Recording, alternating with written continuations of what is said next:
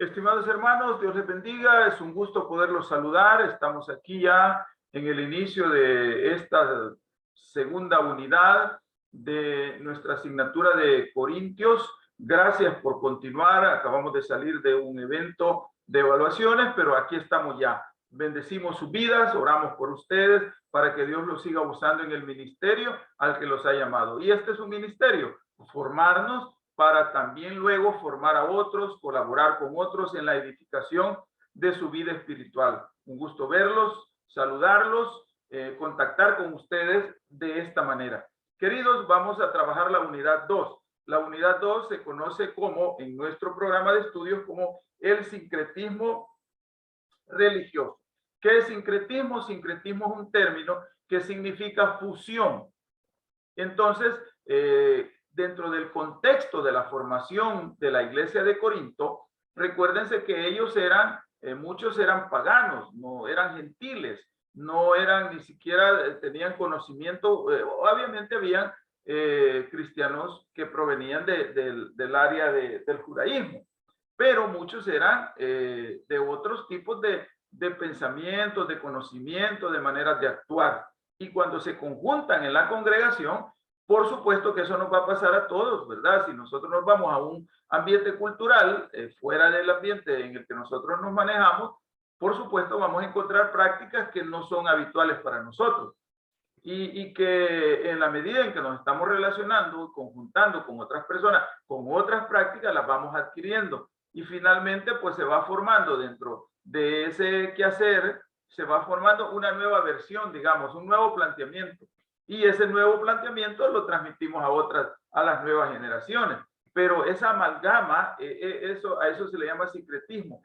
Entonces, dentro de la iglesia de Corinto, como no todos provenían de la misma cultura, del mismo ambiente, entonces, por supuesto que el apóstol encuentra la oportunidad de edificar a partir de dejar establecido cuál es la nueva estrategia de vida con el conocimiento de Cristo.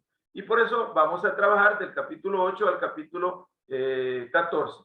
En el capítulo 8, el apóstol está hablando de los ideales cristianos. En el capítulo 8 está hablando el apóstol de la primera carta a los Corintios, por supuesto, de lo sacrificado a los ídolos. Y ahí vamos a seguir viendo en realidad prácticas muy normales, digamos, dentro de un ambiente social. Él va a hablar en el capítulo 8 de lo sacrificado a los ídolos, porque en ese momento, recuérdense, la parte de la iglesia de Corinto era de procedencia politeísta. Entonces, para ellos era normal, digamos, hacer honras a diferentes dioses. Y no solo hacerles honras de manera mental, de manera sentimental, sino que también de manera material. Y entonces había sacrificios a los ídolos. ¿Ídolo qué es?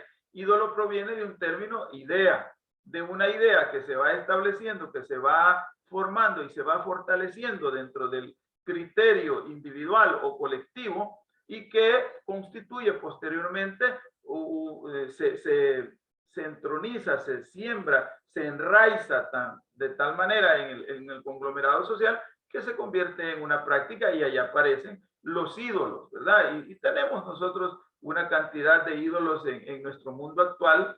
Es más, a los artistas le llaman los ídolos, el ídolo de la música, el ídolo del deporte, etcétera, porque son configuraciones mentales de prácticas que desde el punto de vista de la persona o del grupo que la conforma, son meritorias como para elevar a alguien a una categoría imitativa o a una categoría de relación, inclusive de sumisión hacia el ídolo, a esa idea que se ha formado. Entonces, por eso es que él va a hablarnos sobre lo sacrificado a los ídolos, va a hablarnos sobre, inclusive hay como un paréntesis en estos capítulos del 8 al 14, porque él habla de los derechos de un apóstol. De repente está hablándonos de prácticas sociales, pero también está hablándonos de aquella práctica social que a veces es recurrente en las congregaciones, que aparecen las críticas hacia el liderazgo, quizás provocadas, quizás no provocadas, pero aparecen las críticas. Entonces Pablo deja establecido su ministerio apostólico y una manera de defenderse, ¿verdad? Porque si bien es cierto, él está tratando de edificar, pero hay personas que quieren, que están tratando de minar, de dañar el ministerio de Pablo. Y luego retoma, ya en el capítulo 10, retoma sobre el atavío de las mujeres. Esto es importante, lo vamos a ver en la lección respectiva, pero es importante que tengamos claridad en qué momento, en qué contexto Pablo está planteando esto y cuál es el contexto en que estamos hoy.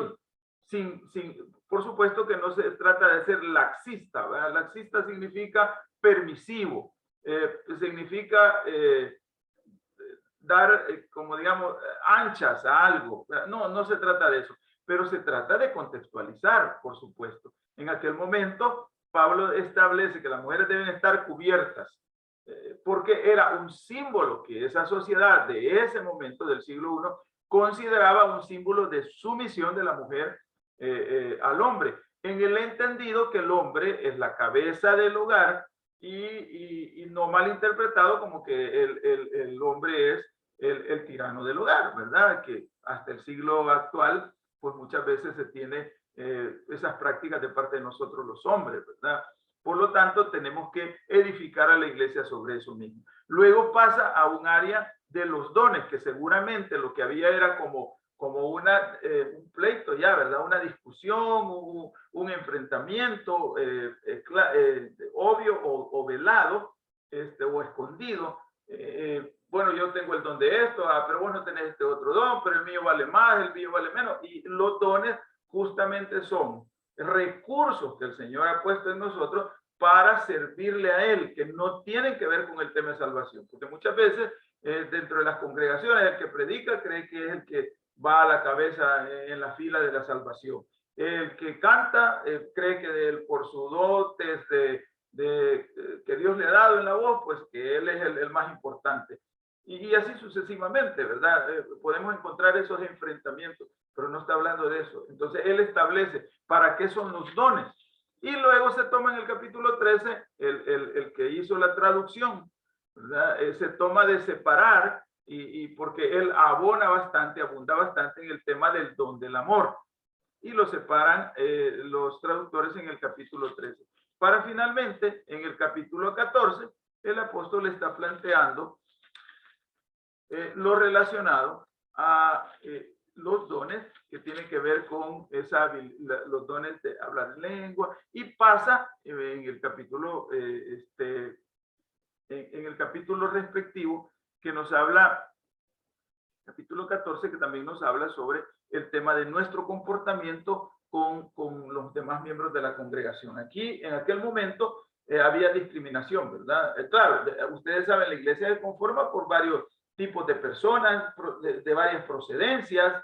Algunos provienen, digamos, algunos probablemente ustedes están en unas zonas más, digamos, urbanas, pero más cercanas a lo rural, digamos, ¿verdad? No están en el área metropolitana. Y ustedes saben, vienen hermanos de la zona rural, vienen hermanos de ahí del pueblo, vienen hermanos de la ciudad, vienen hermanos que tienen formación académica, alta, mediana, baja, y entre todos nos conjuntamos para alabar al Señor. Y eso pasaba en Corinto, y había discriminación y todo. Entonces Pablo quiere edificar sobre ese tema también. Así es que, hermanos, vamos a tratar de trabajar sobre estos temas en esta unidad, y esperamos en Dios que Él nos ayude a seguir sirviendo a cada uno de ustedes. Oramos por ustedes, como les decíamos al principio, oramos por nuestras autoridades en el Colegio de Teología, a efecto de que esa visión de formar hombres y mujeres se siga manteniendo, porque vale la pena seguir edificando el cuerpo de Cristo y rescatando a otros